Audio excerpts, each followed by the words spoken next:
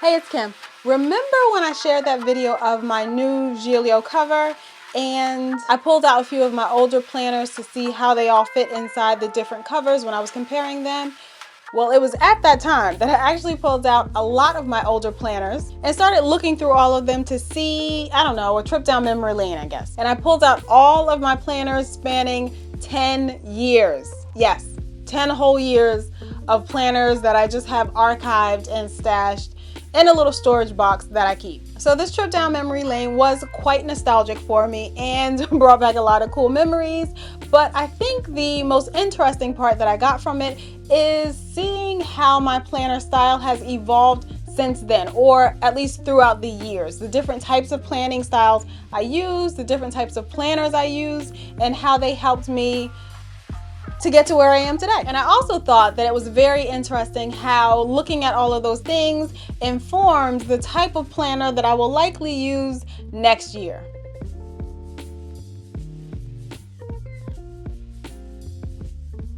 Hey, it's Kim. If you're new here, thank you so much for clicking on today's video. And if you are returning, welcome back. A bit of a brief backstory. I have been a planner in some loose sense all of my life. I always write things, have always written things down, task lists, to-do lists, thoughts, whatever, constantly writing. So that's nothing new. But when I started using an actual structured planner was probably later on in my high school years and definitely throughout my college years. I graduated college in 2003, so that was a very long time ago. And at that time, my planner was really just this really long to-do list that I had color coded with different signifiers for me.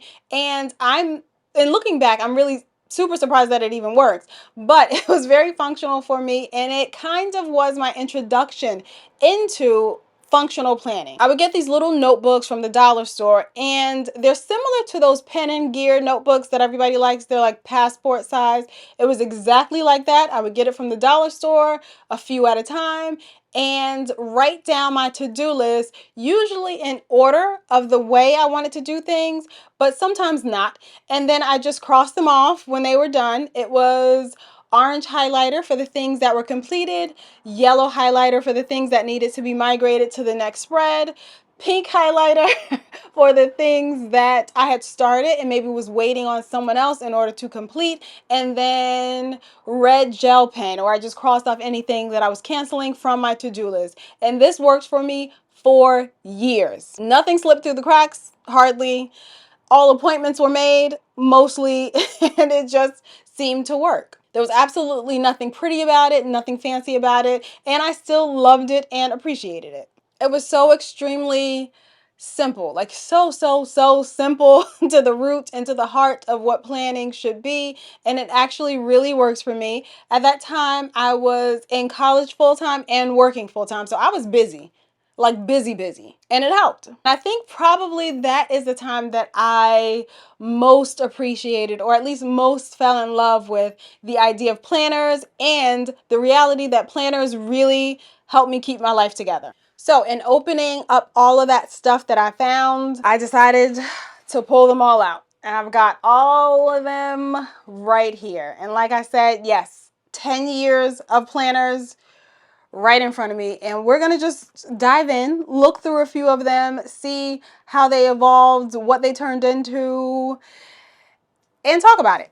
Okay, so the first one that I have, which is the oldest one, and this one is going back to, I believe, 2014. So this is a moleskin, and I'm not entirely certain of what it's even called. Oh, the weekly notebook. And like I said, this is for 2014. I almost can't even believe it. But I used this, and I was already kind of starting off in my career. I was into my career a few years. So, but this is I think the oldest one that I still have in my collection. And I didn't go through to kind of cover up any important information. So if you see any personally identifying information, just ignore.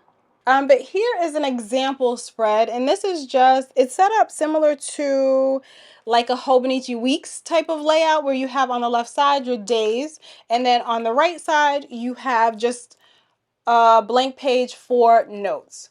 So that is the setup that I use. It is a horizontal layout. I mean, it's interesting to see that now I pretty much loathe horizontal layouts, but this one was amazing for me. And it was one of the first like structured planners I used. So in saying that, I really didn't have much to compare it to. So that is probably a large part of the reason why it worked so well. I just made it work. And I kind of feel like that ties into a lot of the ways that we use planners now. Get the planner and make it work. See how it can really work for you.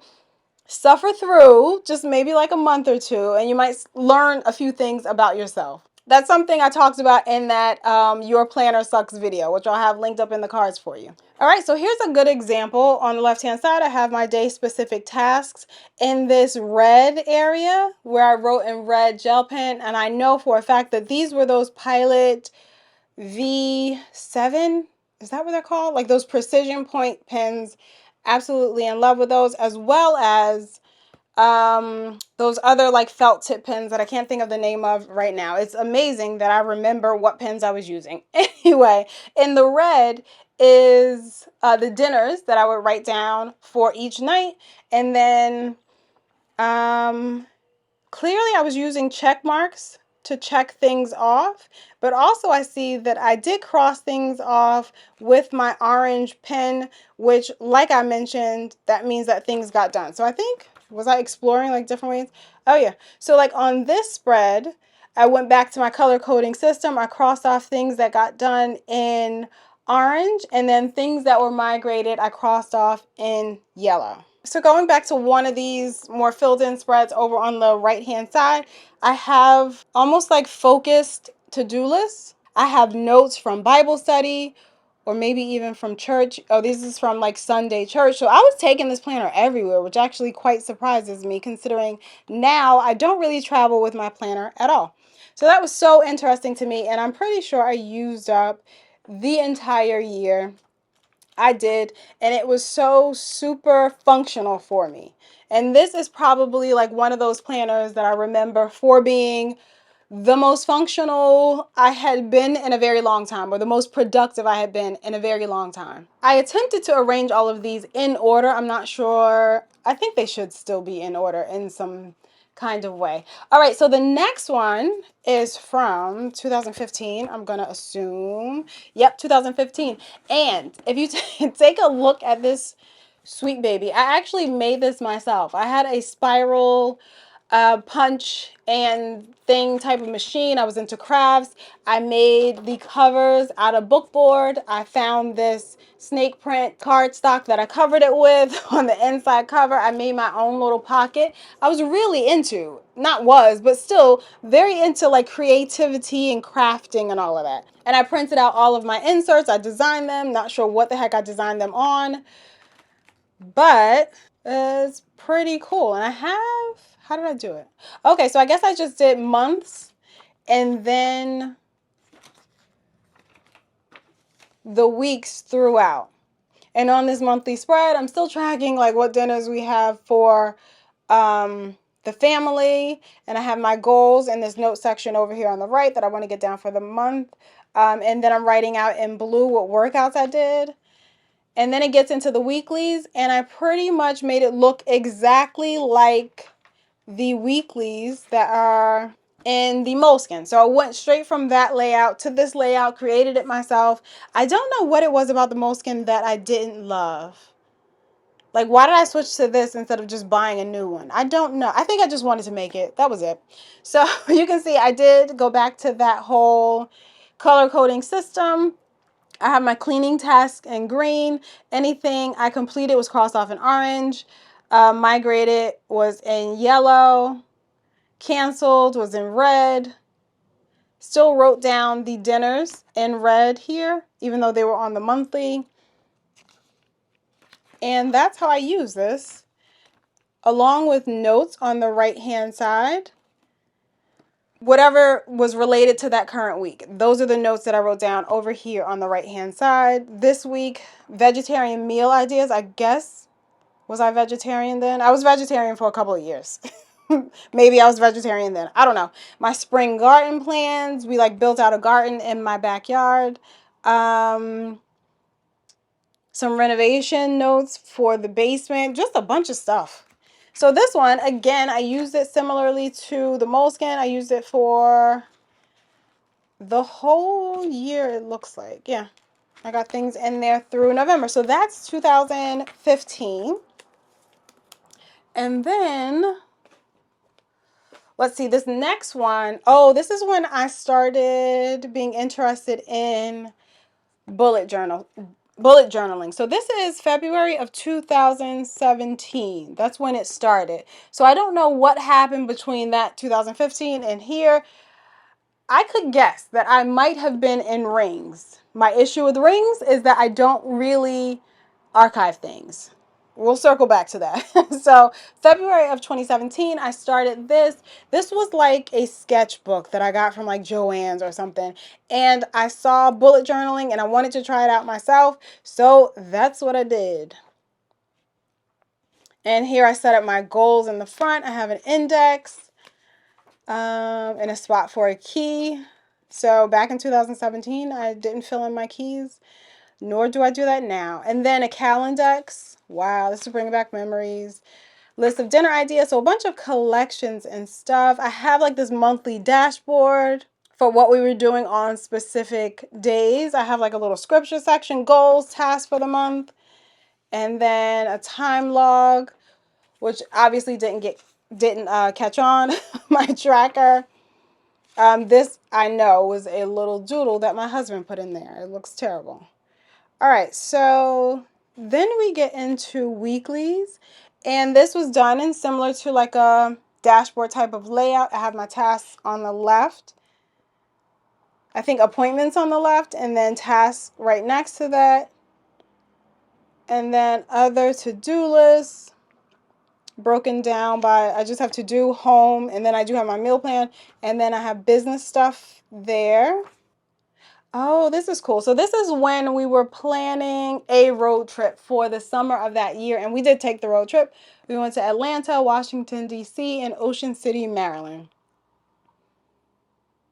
for a little over a week, and it was fun. We visited family and saw some of like the historic sites in Washington, D.C., and the kids really enjoyed themselves. So that was interesting how I was plotting out like what we were going to do and mapping it all out as well. So this is, yes, the first foray into my bullet journaling life. Needless to say, I did stick around here for quite a while. So wait, this started in February and went to, I guess, August of 2017. And then the next one is in a Leuchtturm. And I'm going to guess that this was from 2017 on. Yep, 2017. So I copied that same goals page. September. Yep, September 2017 to April of 2018. So then I do remember that the next year, or at least after when that one ended, I started a new bullet journal. I started it in 2018, August of 2018, and this went to December. So this was through the end of 2018 because after this, I decided to jump into Erin Condren. So this was my first introduction to Erin Condren. Had never used the planners before, saw them, was amazed, and dove like headfirst. So this says, okay, so this is January 2019. And if you're looking at this spread, clearly there was like a lot of stickers from likely Happy Planner. Actually, no, these border stickers came from Erin Condren. And there are a lot of, wow, a lot of like Happy Planner type of stickers here.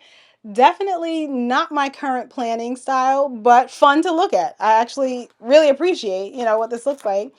But it is so, I guess it feels a little weird, right? But it was a way for me to unleash my creativity and to be really creative. So I stayed in this, and I don't think I stayed in this for the entire 2019. I don't think I did. But let's see. So that was 2019. I was in Erin Condren. And I do also have this one, which was like comparable to what I use now for my companion planner. But this was mostly finances. I do remember that. So this was the other type of planner that they had. It doesn't have weekly. So it's the deluxe monthly. I think it just has monthly spreads and then notes pages in between, which is where I put all of like my budgeting and stuff. And then I do remember sticking these little envelopes on the back page, and that's where I would corral the envelopes for that month. So yes, this was mostly all like finance stuff for the family. There's some goal stuff I think in here as well for our family. Oh yeah, so here's a divider. I put these dividers in here, I guess, to separate them. I don't know, but I enjoy looking back on this. So this is the system that I was in for 2019. All of the Erin Condren things. And then, what else was there? Okay, so this was also 2019. And I remember these Moleskine Kaye, is that how you pronounce it? Journals. And they come in like packs of 3. This is an A5 slim size, which is actually a size that I did fall in love with. And this is where I would do dailies. So when I had a really busy day or really busy just life in general, I would write down the hours of the day and kind of plot out when I wanted to do what and how much time it was going to take. So this is when I really did lean into using dailies, because in the Erin Condren, there are no dailies. There's just monthlies and weeklies. And I really needed dailies in my life at this time because I guess I was really busy, and I feel like that translates to now. I always use dailies because I feel like when there's a day and I have a whole lot of tasks to do or just a whole lot of things, I need to plot it out and know what's happening when. That helps me to manage the day and helps me to not feel too overwhelmed with the day. All right, so I know I had a set of 3 of these. They're still lingering somewhere, but this one was full.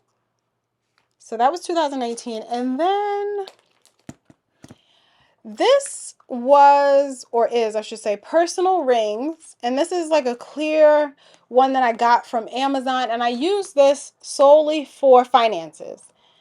So I'm not going to show you too many, personal things. But I remember getting a lot of these pockets from Amazon. I printed all of these in, so it's myself. I have these fold outs from Peanuts Planner Co. Can already tell. And then the monthlies. And then an insert where I did all of the budgeting. So that's what's in here, along with some notes pages. And then I had these envelopes because I was trying out cash envelope systems. So I made these out of laminate. See, I like being creative. That's what I was doing. And that's what I used this for in the January of 2020. And I know that I was also in Happy Planner. Oh no, it wasn't Happy Planner. It was actually Half Letter Rings. I was in Half Letter Rings at this time along with this. And I'm pretty sure you can actually see that on my channel. Yeah. I feel like that's when I started all of my YouTube planner stuff. I was showing my half letter rings. Half letter discs, I should say, not rings. So that was 2020. And then 2021, I went into bound books and I started out with the Wonderland 222. And I loved the system. I fell in love with the B6 size. I fell in love with a bound book. So I knew that this was where I was just going to land. This is where I was going to stay. And I know I have videos all about this all over my channel. So these were like some of my spreads and my layouts. And I do have videos about how I set this up and the things that I used for deco. And I didn't stay in this for all of 2021. I know that. So this first book these are the weeklies and monthlies. And then I have the second notebook. And I would use those for dailies. After using the Wonderland 222, I decided to test out Standard Traveler's notebook size because I felt like this was an even better size for me. And it looks like I started this July 2021, and I had one book for my monthlies and my weeklies, and then another book for my dailies. And the plan was to have like one of these books, and these are from Paper Penguin Co. I'm pretty sure. One of these books for each quarter of the year for my dailies, and then I would just keep using the same first half of this with the monthlies and the weeklies, and that really worked out extremely well. So this lasted me until the end of 2021. So for the first portion of 2021, I was in the Wonderland 222. Second half, I was in like this little system that I cobbled together myself of standard traveler's notebook size notebooks. But then I wanted everything to be in one book. And this is something that I've learned about myself about archiving my older planners. I like to have everything for a year succinct and in one thing. I don't really care if that one thing is like 800 pages thick. I just need it to be one thing. I know. I don't know. I just want it to be one thing. So I didn't want multiple books or multiple booklets for the year. And I had already fallen in love with standard traveler's notebook size. So that is why I tried to use the 2021. Yes, this was a 2021 Hobonichi cousin. There was one that I tested out. I don't know if it was like an older 2020. And I chopped it up myself. I cut it down. This is on my channel as well.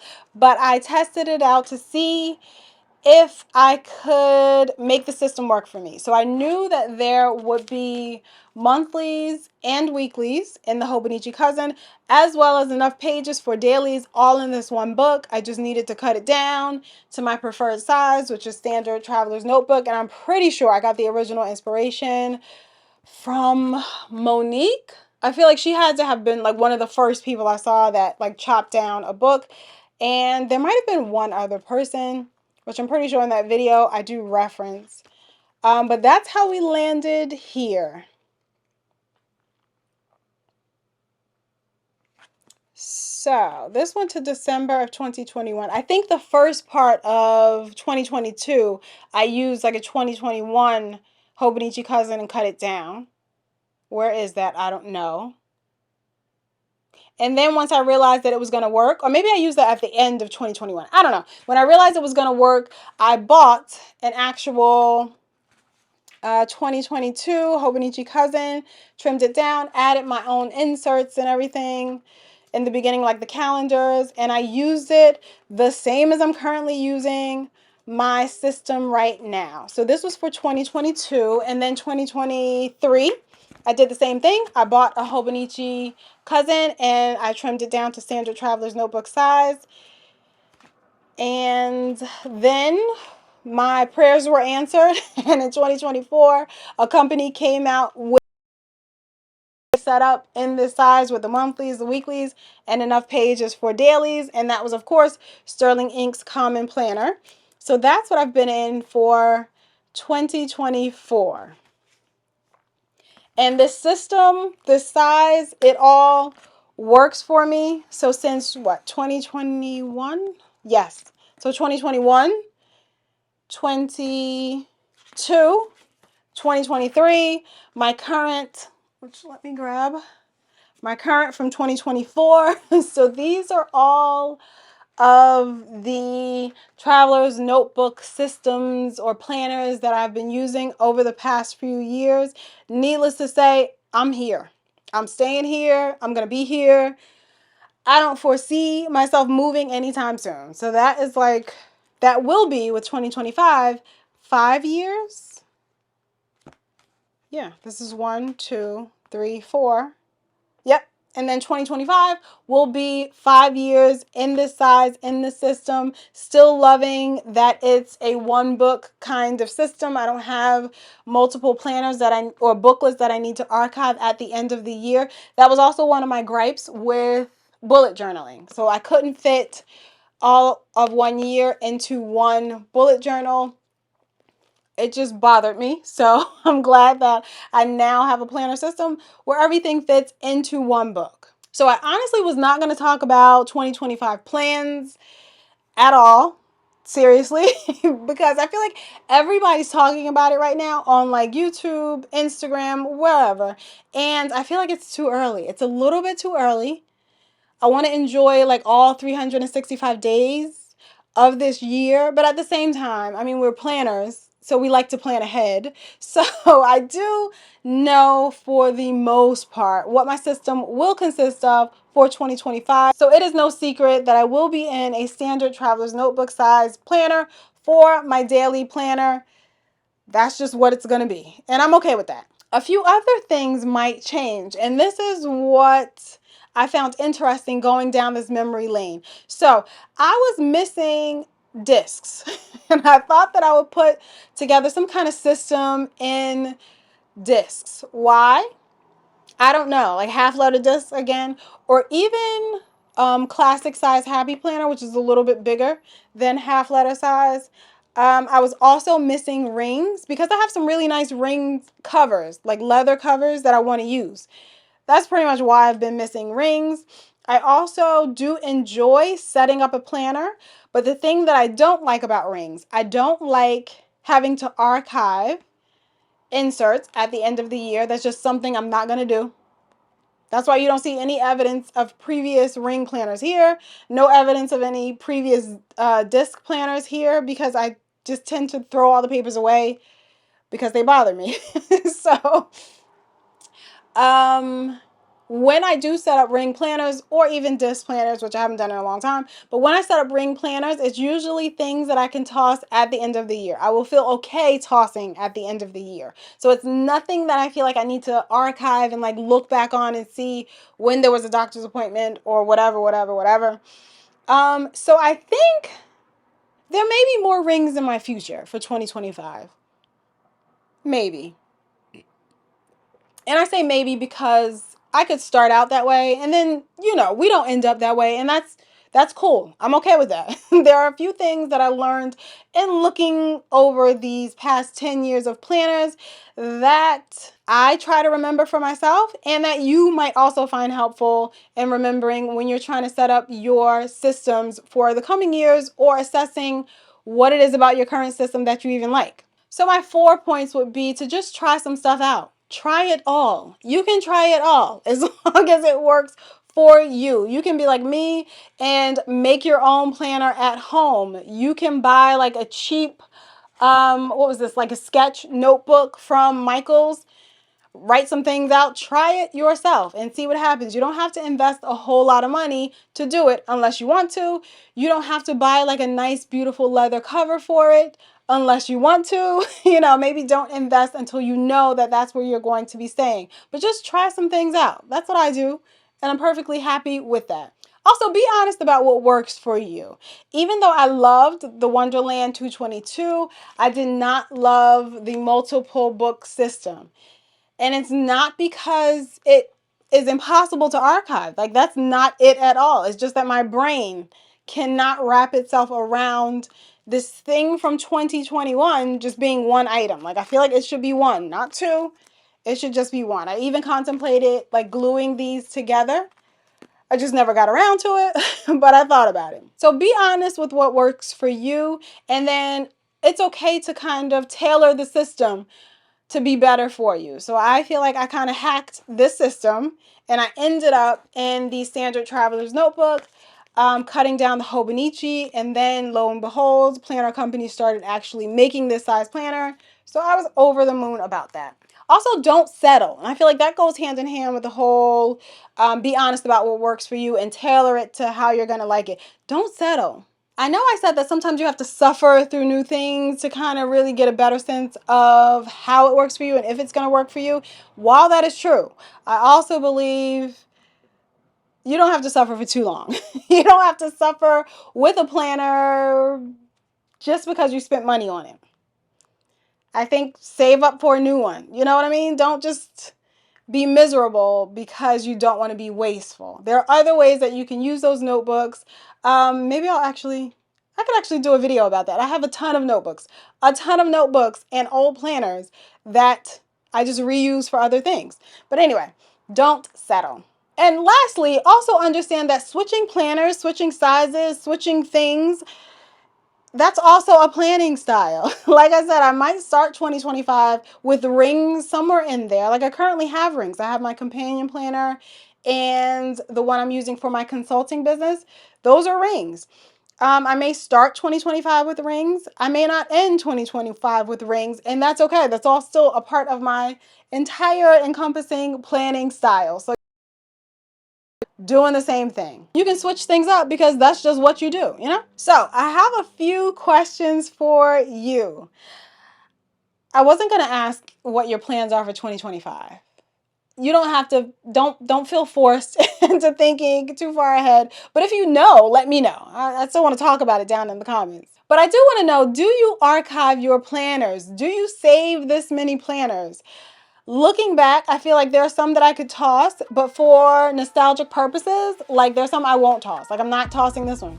I'm just not. I feel like it, I don't know, it marks something significant in my life, in my functional life management system. So I'm not tossing that one, but there are other ones that likely could go. So do you archive any of your planners? And if so, do you even flip through them later on? I think this was the first time I flipped through mine in a few years, which also indicates to me that some of them need to be tossed. But I thank you so much for following along with me on this video, and I do appreciate you being here. Don't forget to give it a thumbs up if you liked it, and I'll catch up with you in the next video.